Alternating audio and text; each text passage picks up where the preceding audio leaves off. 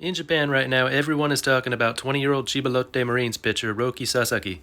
In the last 2 weeks, he's replaced Shohei Ohtani as the most covered athlete in the news. And the coverage is warranted. What he's accomplished so far this season has been absolutely incredible. In a league that's turned out major league pitchers like Hideo Nomo, Yu Darvish, Masahiro Tanaka, Kenta Maeda, and Ohtani, Sasaki is doing things those big-name players could never do. Most people are just hearing about him for the first time, which is understandable. This is only his second season, and last year he only made 11 starts. Many pitchers have arrived at the top level at a young age and shown a lot of promise, only to burn out quickly. So there was no need to get too excited about Sasaki right away. But now that he's already making history, everyone is wondering what he'll achieve this season, and in the years to come.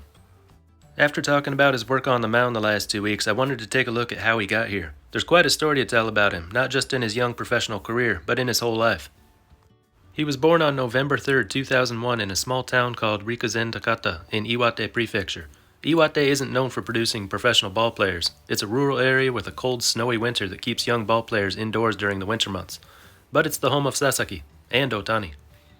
He started playing baseball in 3rd grade at the age of 9. It was at the end of his 3rd grade year when the big earthquake hit northeastern Japan. In the tsunami that followed the earthquake, Sasaki's family home was swept away. His father and grandparents were killed. He stayed in a nursing home with his mother and 2 brothers. A year later, the family moved to the nearby town of Ofunato, where he went to school and began playing baseball again. The highlight of his elementary school playing years was at the age of 12 playing in a tournament at QVC Marine Field, now known as Zozo Marine Stadium, where he now plays professionally. With any hard-throwing young pitcher, there's always a high risk of injury, and as you'll see, it's always been a top concern for his coaches, though not always for other people around the game. By his 2nd year of junior high school, he was the team's top pitcher, but in his 3rd year, he started to experience back pain. The first doctor he went to said his body was just stiff and it wasn't a big deal. Sasaki's coach didn't agree with that conclusion. His coach talked with a high school coach and was recommended to a hospital that Ohtani had gone to back in his school playing days. There it was determined that Sasaki had a stress fracture and underwent about 6 months of rehabilitation. In the fall, he returned to the mound and was throwing up to 87 miles an hour. And the speed only increased from there. In his first year of high school, it got up to 91. In the summer of his 2nd year, 95. In the fall, 97. In the spring of 2019, 17-year-old Sasaki was invited to a camp for the best high school players in the country. A scout there for the Chunichi Dragons had him clocked at 101, which would have broken the high school record of 99 previously set by Ohtani, though it was unofficial. For this, he was given the name Reiwa no Kaibutsu, which means monster of the Reiwa era, the new era in Japan that began just a few years ago. It's a reference to Daisuke, who was called the monster of the Heisei era. In the summer of his last year of high school, Sasaki tied Ohtani's record by throwing a 99-mile-an-hour fastball in a game. His team, however, was eliminated in the qualification round. He did not play in the game they lost. Out of concern for his arm, his coach prevented him from pitching or hitting that day. This prompted some angry calls from people who held on to the traditional view that a team's star player should be used as much as possible, without regard for their future after high school.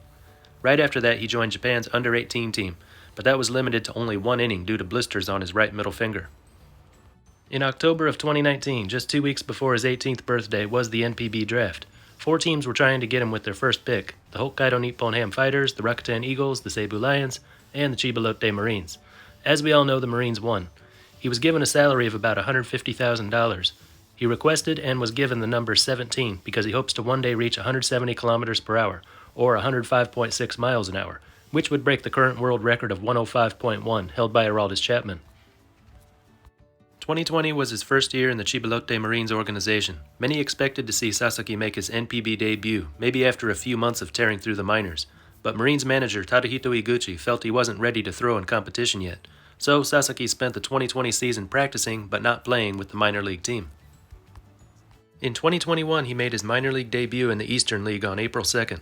After 5 games, 20 innings, a 0.45 ERA, and a 0.65 WHIP, he was called up to the big league. His NPB debut came on May 16th against the Seibu Lions, throwing 5 innings, 107 pitches, struck out 5 and allowed 4 runs, but only 2 of them earned runs. He made his second start on May 27th in an interleague game against the Hanshin Tigers, pitching at Koshien Stadium for the first time. Again, he threw 5 innings and allowed 4, 3 of them earned this time. But he got better as the year went on. By the end of the season, he had thrown 63 1/3 innings in 11 starts, ERA 2.27, WHIP 1.058, 68 strikeouts for a strikeouts per 9 rate of 9.7. The Marines had the second best record in Pacific League and reached the postseason. Sasaki was named Game 1 starter just 3 days after his 20th birthday. he became the second youngest player to start a Climax Series game in his postseason debut. He threw 6 innings, struck out 10, only 4 hits, and no earned runs, though he was responsible for an unearned run resulting from his throwing error. The game was a no decision for him, but the Marines went on to win the game. So his first year was a success. At 19 years old, he proved to be an effective starting pitcher, and his postseason performance showed that he could be counted on in a high-pressure situation. Then came the 2022 season. His first appearance was on March 27th in Game 3 of the Marines' opening series against the Rakuten Eagles. In the game, his fastball got up to 101.9, and he struck out 10. He got the minimum for a quality start, 6 innings, 3 runs on 4 hits and 2 walks. Looking good, but his best was yet to come. His second start came on April 2nd versus the Cebu Lions. This time he went 8 innings, surrendered only 1, 3 hits, no walks, and 13 strikeouts. The big game was his third start, April 10th versus the Oryx Buffaloes, possibly the greatest game ever thrown. 9 innings on the mound, only 105 pitches, no runs, no hits, no walks. The first perfect game in NPB in 28 years. Between the first and fifth innings, he struck out 13 consecutive batters, a new league record. For the game, he had 19 Ks, tied for the NPB record. His fastball topped out at 101.9, an average 99 for the game. He ended the game with a streak of 34 consecutive innings with a strikeout, and he became the youngest pitcher in NPB history to throw a perfect game, in only his 14th career start. Given his age and all the attention his perfect game was receiving, it would have been understandable if he had trouble following up on that. The fans would have been happy with another quality start and maybe double-digit strikeouts again, or at least close to it. No one imagined that he would come close to matching that performance in his very next start. Start number 4 came on the following Sunday, April 17th, at home facing the Fighters. Though he didn't look as sharp on the mound as he had in the previous week, he still managed to get every batter that he faced out. 8 perfect innings, 102 pitches, 14 strikeouts. Even on a day when he's not looking his best, he could still dominate the other team's entire lineup. But Higuchi once again had to make an unpopular decision and pulled him from the game, 1 inning short of a second straight perfect game. There were a few big differences between his perfect game 2 weeks ago and his near-perfect game a week later.